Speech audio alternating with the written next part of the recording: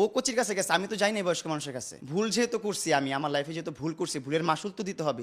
সেই ভুলের মাসুল হিসাবে আমি জেলখানাটাকে মানে মাইনা নিছি। আমি থাক ও একটু ভাইরাল হোক, আমিও দিতাম সুযোগ যে না ভাইরাল হও। আর আমি সুযোগ না দিলে তো ভাইরাল হতে পারতো না।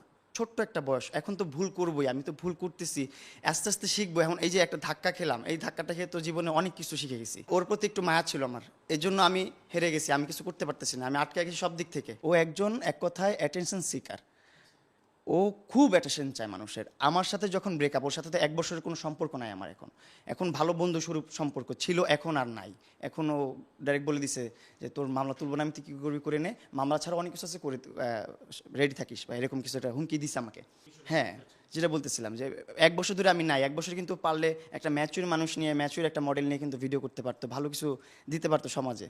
কিন্তু না, তার চিন্তা হলো শুধু অ্যাটেনশন নেবে মানুষের। সে আবারও ছোট ছোট ছেলে পেলে নিয়ে, আমার থেকে জুনিয়র ছেলে পেলে নিয়ে ভিডিও করে, রাসলীলা করে, এটা করে সেটা করে, সোশ্যাল মিডিয়াতে আপলোড করে। কেন? শুধু অ্যাটেনশন পাওয়ার জন্য। এটা তো বোঝা যায় যে এটা অ্যাটেনশন শিকার।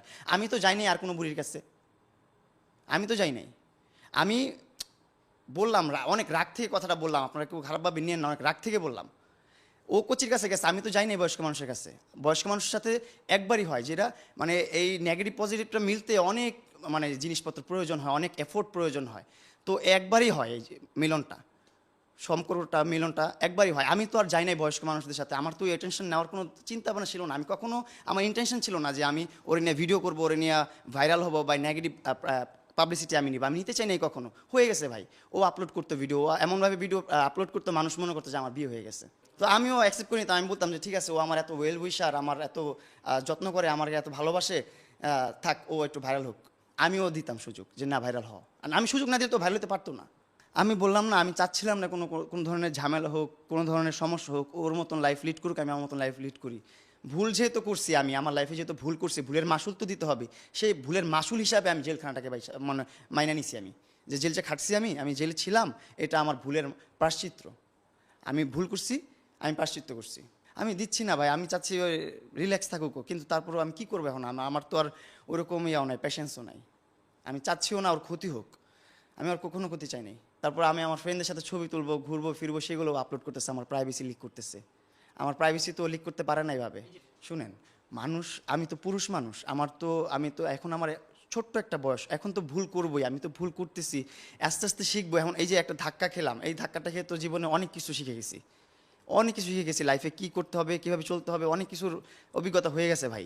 এখন আমার প্রাইভেসি, আমার ফ্রেন্ড থাকতেই পারে। এখন ওইটাকে যদি ও নেগেটিভলি প্রেজেন্ট করে, তাহলে তো হবে না। আমরা তো নেগেটিভ সম্পর্কে ছিলাম না। আমি তো একটা ভালো বন্ধু হিসাবে আমার ওই বান্ধবীটাকে নিয়ে ছবি তুলছি বা ঘুরছি ফিরছি, একটা ফ্রেন্ড হিসাবে। আমরা তো ওর ওর ওর কোনো কমপ্লেন নাই, আমারও কোনো কমপ্লেন নাই। এখন মাঝখান থেকে ও এসে যদি আমাদের প্রবলেম করে, তাহলে তো সমস্যা না? ওরও ফ্যামিলি আছে, আমারও ফ্যামিলি আছে, আমারও পরিবার আছে, আমারও আত্মীয়স্বজন আছে। এই যে এইগুলো হচ্ছে, এরকম আমাকে নিয়ে ট্রল হয় বা কিছু হয়, এই যে ও ঝামেলা করতেছে, মামলা মোকদ্দমা করছে আমার নামে, ধর্ষণ মামলা, এটা তো খুব খারাপ একটা বিষয়। এটা তো আমার সমাজে আমার মুখ দেখাতে সমস্যা হয়েছে না? আমার পরিবার, আমার বংশগতি মানুষজন কাছে মুখ দেখাতে আমার সমস্যা হয়েছে না? তারা যখন প্রশ্ন করে আমার, তখন তো আমি লজ্জায় মাথা নিচা করে রাখি, আমি তো কিছু বলতে পারি না। যে তুই কার জন্য এত অপমান অপদস্থ হইলি লাইফে, বুড়া বেটির জামাই হইলি, এইটা হইলি সেইটা হইলি, মানুষ এত অপমান অপদস্থ করলো, সেই এখন তোকে মামলা দিয়ে নাকে দড়ি দিয়ে ঘুরাইতেছে। এগুলো তো শুনতে হচ্ছে না আমাকে, শুনতে তো হচ্ছে আমাকে। আচ্ছা, আরেকটা বিষয় জানতে চাই যে একজন অবিবাহিত ছেলে বা একজন বিবাহিত মহিলা কি চাইলে কি সেই ছেলের জীবন নষ্ট করে দিতে পারে?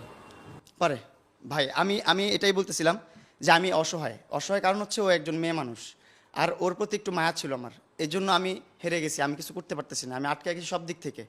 কিন্তু একটা পুরুষ মানুষ হলে, একটা শত্রু হলে, তার সাথে আমি কন্টাস্ট করতে পারতাম যে হ্যাঁ কী হয়েছে না হয়েছে আমি দেখতাম, ওর সাথে ও যতটুকু লড়তো আমিও ততটুকু লড়াই করতাম ওর সাথে। কিন্তু ওর সাথে আমি লড়াই করতে পারতেছি না, ও তো মেয়ে মানুষ।